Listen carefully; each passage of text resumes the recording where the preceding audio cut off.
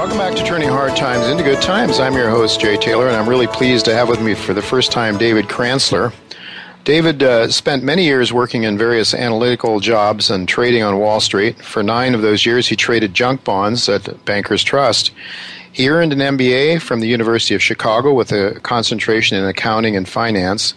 And currently, David manages, or co-manages, I should say, Golden Returns Capital. It's a precious metals and mining stock investment fund based out of Denver.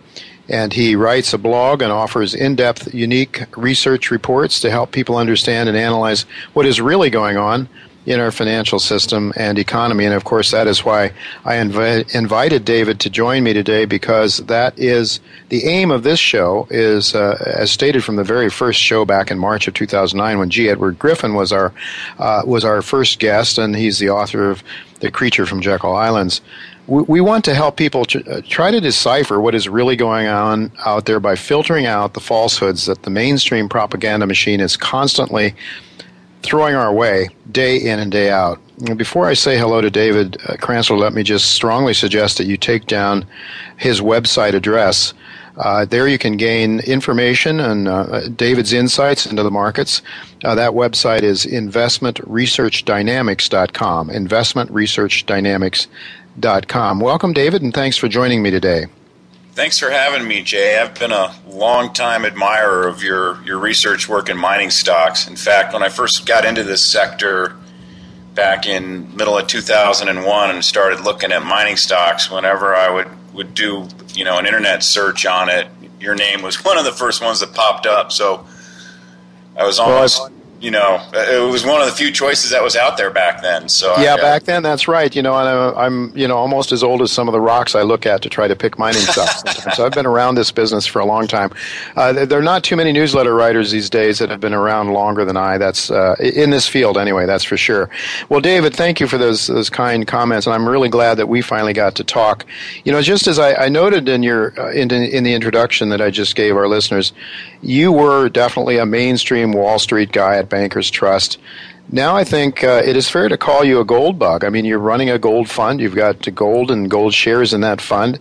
And you take a not so reverent view of the status quo. What has caused you to change your worldview? Well, first of all, I'd like to say in polite circles we call ourselves the gold investing community, not gold bugs. Okay, fair enough. Yeah, it is a sort of a sort of an adverse term to call someone a gold bug. It makes you look like you're pretty stupid. You know what? I like being called a gold bug. I mean, trust me, working on a trading desk in Wall Street, I was called much worse, things that you wouldn't want. I can imagine. But first off, just to get started, I just want everyone to know that in terms of what's happening with gold and silver now, I mean, the sentiment's it's by far the most negative that I've seen it in the 15 years I've been doing this sector. The mining stocks are just beaten down to the point where, I mean, the Huey index is back to the level where it was when gold was trading around $400 an ounce. I mean, it's absurd. So, and silver was trading between $4 and $5 an ounce back then. So, what I just wanted to say is that we're not wrong about the reasons for owning gold and silver. In fact, if you look at the price appreciation over a 15-year period, gold and silver have outperformed any other asset class that I can think of, including the stock market. If you go from today and take it back 15 years. Where we've probably been wrong on a short-term basis is in underestimating the degree of fraud and criminality that's engulfed our system. And this, I mean, it's widespread, and it's not just corporate America and Wall Street, it's also in the government. And the government's supposed to be the one that polices all this, and yet most of the government officials that are in positions to enforce the laws come from Wall Street. So it's kind of like the fox, watching the hen house. So we're not wrong about gold and silver, and one of these days we're going to be proven to be extremely right. Yeah, I definitely think that's right. And what you were just saying here sort of reminds me of a remark from Marcus Tullius Cicero back in way back in 58 BC.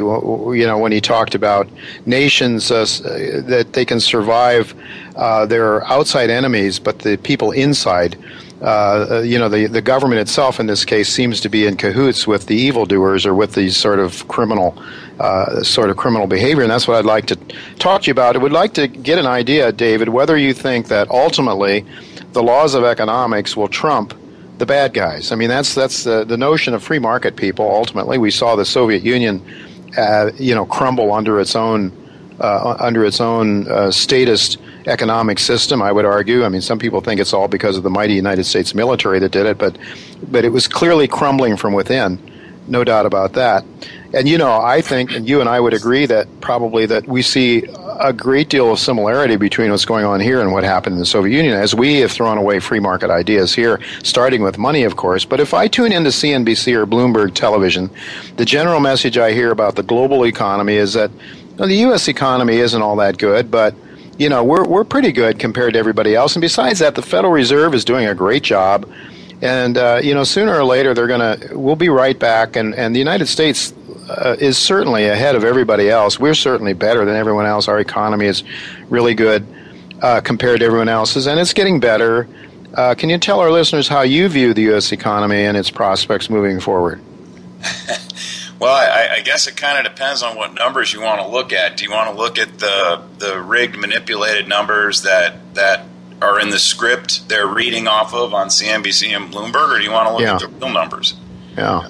So we've gotten our whole financial market system is kind of assimilated this idea that what if Wall Street says something, then those are the numbers, or if the government reports an economic report, those are the numbers. I mean, the government's telling us the unemployment rate is just over 5%.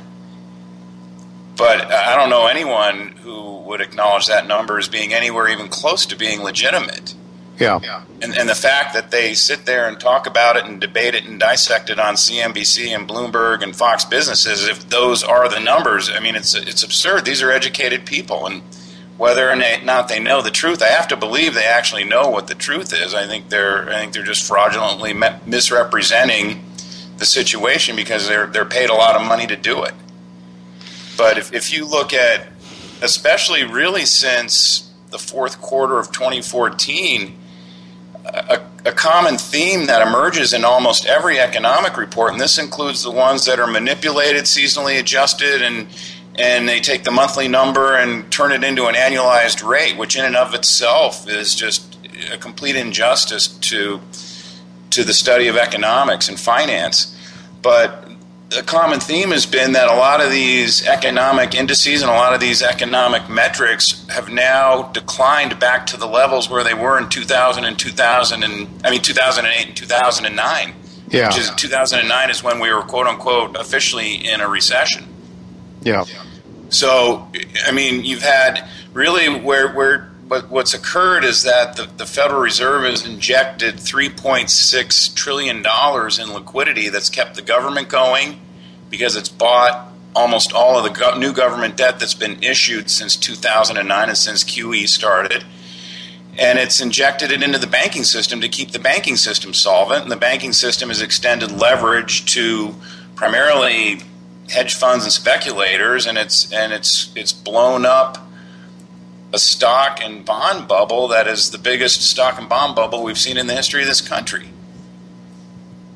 Yeah. So, I mean, I think not only is the economy in a recession as it was measured by the Q1 GDP report, I think the final revised number came in at something like minus 0.2% or something. Yeah. Whatever it was. If they legitimately measured that, I think it would have been a much higher contraction in the first quarter than what they're reporting. And I think things have gotten worse in the second quarter, and you're especially seeing that in things like retail sales. I mean, the retail sales just seem to be collapsing, especially if you strip out inflation. Yeah. So the idea, though, Dave, is that they have to keep the animal spirits alive, right? The Keynesian notion of animal spirits. So, I don't know if those people that are reading the script believe, or I think they're getting paid not to think and just simply to look pretty and to do what their bosses tell them. But John Williams, who's been on this show, you would know the work of John Williams, and his inflation numbers are much, much higher than the government's numbers. And so he would be very much in agreement with you that we've never really come out of the recession since from 2008 2009, and that we are continuing on. But nonetheless, they have to keep the animal spirits alive, and one of the things that would get in the way of that and make people cringe, especially Wall Street, is if the gold price rises. And on your blog, you've talked a lot about the manipulation of the gold price, primarily through the paper markets. What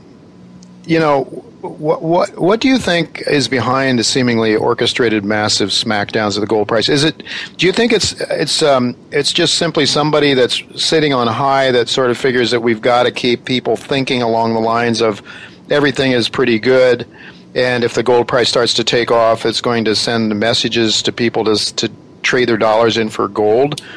Or do you think it's just simply traders acting in their own behalf trying to make a buck? It's probably, realistically, it's probably 90% the former and maybe 10% traders trying to piggyback the manipulation, making a buck. Uh-huh. So, but as you said it, the price of gold is it's basically your alarm bell for the entire system. Mm-hmm. And if the price of gold goes up, it basically alerts people and alerts the markets that something isn't right beneath the surface, not just in the financial system, but in the economic system.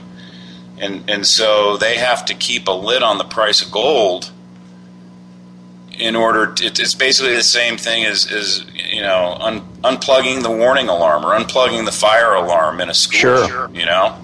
Yeah. So that's what's the motivation is behind the manipulation. And the evolution of the paper derivative gold markets has been the perfect setup for them to execute this. It seems to me that if I were a trader, you're a former trader, so I'd try to put myself in your shoes.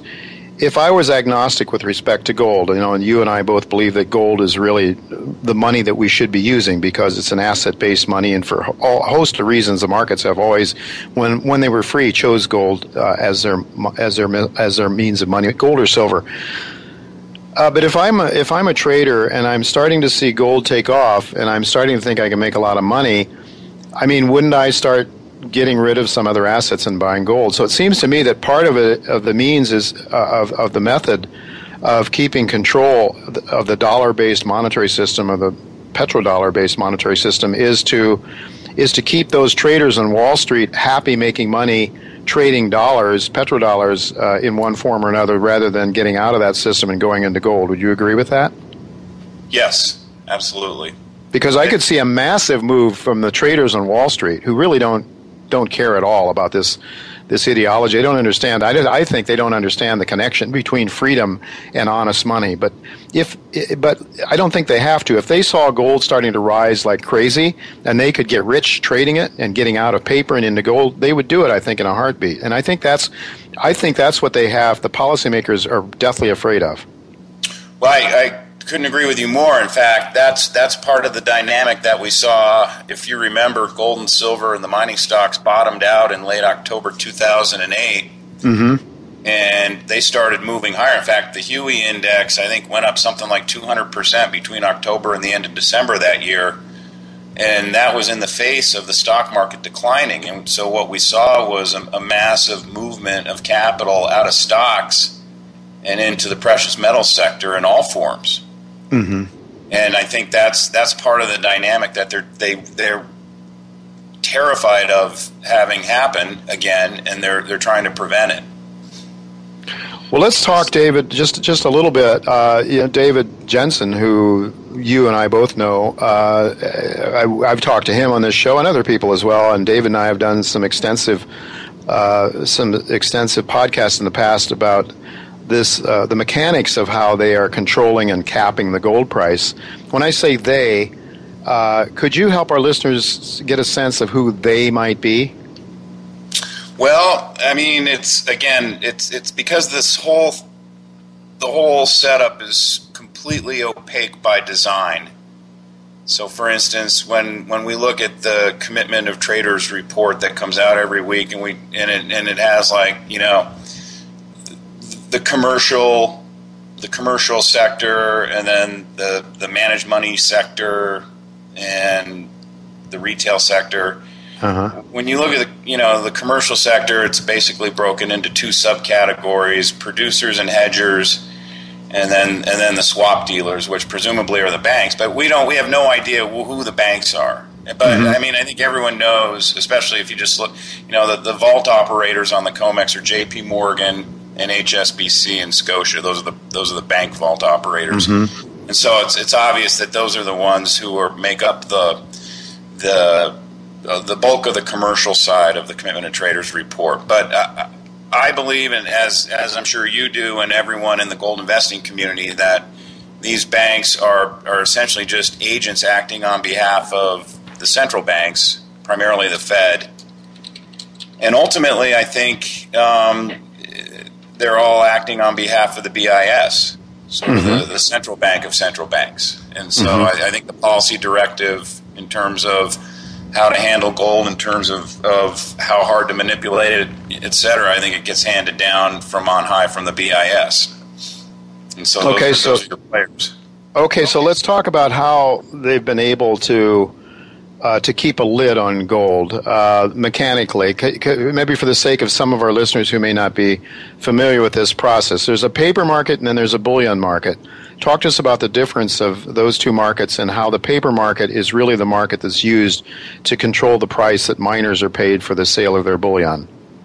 Sure. Well, I mean, the physical bullion market historically was in London, the LBMA, and it was supposed to be where physical bullion exchanged hands every day. Obviously it's migrated into also a paper market. But if you want to look at just like the Shanghai Gold Exchange, that's a true physical bullion market where on a daily basis trades get settled up and physical bullion exchanges hands between buyers and sellers. And there's no futures on the Shanghai Gold Exchange. So that's a pure physical bullion market.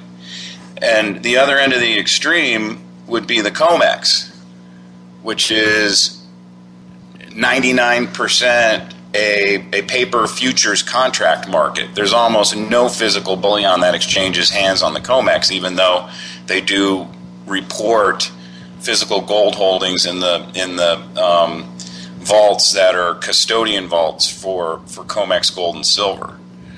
So, for instance, the thing of it is a paper market it's essentially a de facto fiat market, because if the bullion banks need to control the price of gold, let's say the price of gold starts to move higher, and the order comes down on high, hey, we gotta squash this. They just print there's buyers on one side that are buying futures, whether or not they would take delivery, but at least they're speculating from the long side. They're following the fundamental side of the story. Hey, this economic report was bad. Let's buy gold futures because they're not going to raise interest rates, for example. Well, the banks who are given orders to cap this, all they need to do to create a cap on the price is just print more future certificates and use those to feed the demand for gold. All right. So when you it's just like with dollars. The famous Bernanke. We have a technology that allows us to create an infinite amount of electronic dollars at almost no cost. Well, it's the same concept applies to the COMEX. They can create additional paper gold at almost no additional cost, and so it's not a legitimate gold market. And yet it's viewed as such. The prices we see quoted and in the minds of most people, a $1,100 gold is what is really the true cost of the true price of gold, and yet it has the ratios, as I understand it, are very large. I mean, the amount of paper money, the paper that's printed, paper futures that are printed and spot paper that's printed is so large compared to the actual bullion that's traded is something like 100 times more in gold and even more in silver, I think, something like that. Yeah, I have I have the current numbers as of this morning, but the COMEX actually isn't really viewed as a legitimate market. The legitimate physical buyers of gold are buying their gold either in London, and I think that's where part of the big shortage that you and I know about that's developing is developing in London for physical gold and silver. Or they buy it in Shanghai. I mean, India. We know India is the second largest importer of gold in the world, but they don't play around on the COMEX. China's the largest importer of gold in the world. They're not on the COMEX. So the real legitimate buyers of physical gold and silver, they're not on the COMEX, but they're beneficiaries of the manipulation that the COMEX creates. So right.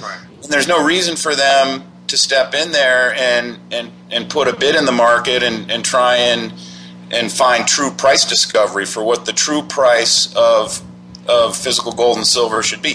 The way I like to think about it, I like to think about it as a trader would think about it. Okay, so if you and I want to buy gold, we can go to the local coin dealer and buy an ounce of gold at pretty close to the price that's as it's set on the COMEX, right?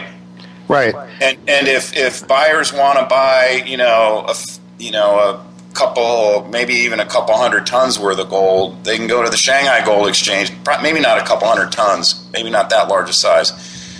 Dave, I'm going to have to interrupt you because we're just about out of time. We'll have to carry this on in the future, but